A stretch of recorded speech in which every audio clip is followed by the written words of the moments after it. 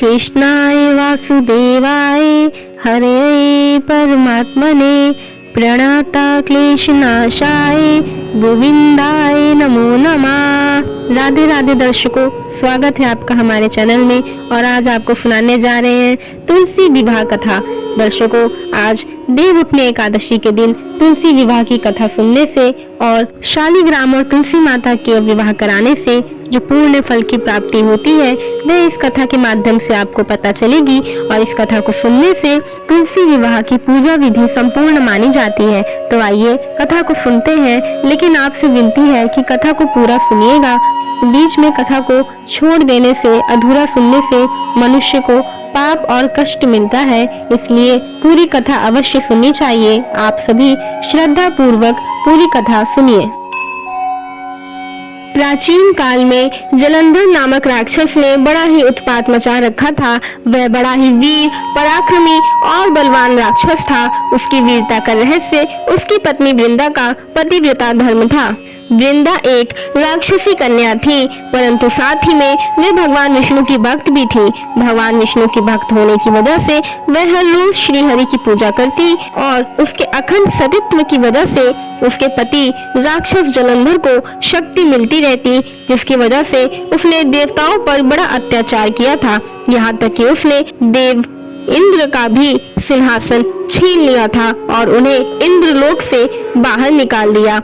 सभी देवता उससे कहने लगे कि ये तुम गलत कर रहे हो, तो वह कहने लगा कि मैं किसी की नहीं सुनूंगा और जाओ देवादिदेव महादेव को कहो कि मैं उनसे युद्ध करना चाहता हूँ। जब सभी देवता शिव जी के पास गए और उनसे विनती करने लगे कि वे उन्हें इस अत्याचार से मुक्त करें, तो भगवान शिव जलंधर से युद्ध करने के लिए तैयार होकर उसके पास जा पहुँचे।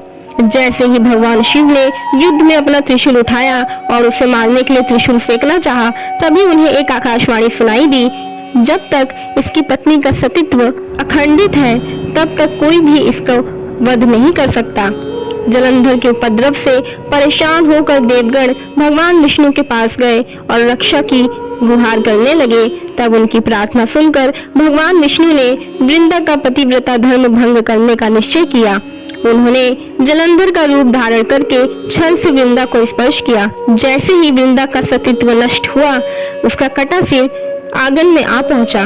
जलंधर का सिर आंगन में आ गिरा। वृंदा ये देखकर गुस्से से पागल हो उठी और वो तुरंत जानना चाहती थी कि जो उसके सामने उसके पति के भेष में खड़ा है वो कौन है। तब उसे पता चलता है कि ये भगवान विष्णु हैं, जो छल से जलंधर का रूप धारण करके उसके सतीत्व को नष्ट करने आए थे। जैसे ही वृंदा को पता चलता है कि उस छल पूर्वक भगवान विष्णु ने उसका धर्म भ्रष्ट कर दिया है, उसके पति को मार डाला है, वह भगवान विष्णु को श्राप देती है कि जिस प्रकार आपने छल से मुझे पति वियोग दिया है और मेरा सतीत्व नष्ट किया है, मैं आपको श्राप देती हूँ कि आपकी पत्नी का भी छल पूर्वक हरण होगा और स्त्री वियोग सहने के लिए आप भी इस मृत्यु लोक में जन्म लेंगे। इसके बाद वृंदा आगे कहती है कि आप ने जो मेरे साथ छल किया है, इसके परिणाम स्वरूप मैं आपको श्राप देती हूँ कि आप पाषाण के एक पत्थर मात्र बन के रह जाएंगे। श्री हरि ने वृंदा के श्राप को स्वीकार किया और तुरंत पत्थर के रूप में आ पहुँचे, जो शालिग्राम के नाम से जाना जाता है। और वृंदा के ही श्राप के कारण भगवान विष्णु को भगवान राम के अवतार में सीता माँ का हरण और उनसे वियोग सहना पड़ा था। इसके बाद जब भगवान विष्णु पत्थर के रूप में आ जाते हैं, सृष्टि के पालनकर्ता के पत्थर बन जाने से ब्रह्मांड में असंतुलन की स्थिति हो जाती है। ये देखकर सभी देवी देवता वृंदा से प्रार्थना करने लगते हैं कि वे भगवान विष्णु को अपने श्राप से मुक्त कर दे। देवताओं की बात सुनकर वृंदा भगवान विष्णु को श्राप से मुक्त कर देती है, परंतु वह स्वयं आत्मदाह कर लेती है। जिस जगह वृंदा सती होती है वहाँ एक पौधा उत्पन्न हुआ, जिसे भगवान विष्णु ने तुलसी का नाम दिया और वृंदा से कहा, हे वृंदा, तुम अपने सतीत्व के कारण मुझे लक्ष्मी से भी अधिक प्रिय हो गई हो। भगवान विष्णु ने वृंदा से कहा, अब से तुम्हारा स्थान मेरे शीश पर होगा, मैं तुम्हारे बिना भोजन ग्रहण नहीं करूंगा। यही कारण है कि भगवान विष्णु के प्रसाद में तुलसी अवश्य रखी जाती है। बिना तुलसी के अर्पित किया गया प्रसाद भगवान विष्णु स्वीकार नहीं करते हैं।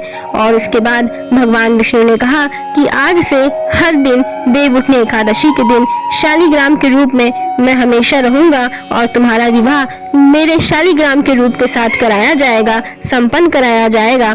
जो भी व्यक्ति ये करेगा उसे अपने वैवाहिक जीवन में सुख की प्राप्ति होगी। इतना कहने के बाद भगवान विष्णु आगे बताते हैं कि जिस भी घर में तुलसी का पौधा होता है वहाँ यम के दूत भी असमय नहीं जा सकते। तुलसी का पौधा सभी पौधों में सबसे श्रेष्ठ माना जाएगा। दर्शकों, यही वजह है कि अब हर साल कार्तिक महीने की देवउठनी एकादशी के दिन तुलसी विवाह के रूप में मनाया जाता है। जो भी मनुष्य शालिग्राम रूप के साथ तुलसी माता का विवाह करता है उसे लोक परलोक में विपुल यश की प्राप्ति होती है। हमें आशा है कि आपको कथा पसंद आई होगी। यदि आपको कथा पसंद आती है तो इसे आगे शेयर करिए, लाइक करिए और कमेंट में जय श्री हरि या फिर कृष्णाय नमः जरूर लिखिएगा। और ऐसी ही कथा आगे सुनने के लिए हमारे चैनल को सब्सक्राइब करके बेल आइकन जरूर दबाइएगा। अब आइए हम भगवान श्री हरि और माँ तुलसी से प्रार्थना करते हैं कि हे माँ तुलसी, हे श्री हरि, अपनी कृपा कथा सुनाने वाले और कथा सुनने वाले पर हमेशा बनाए रखिएगा। और आइए हमारे साथ कहिए, ओम कृष्णाय वासुदेवाय हरे परमात्मने प्रणत क्लेशनाशाय गोविंदाय नमो नमः।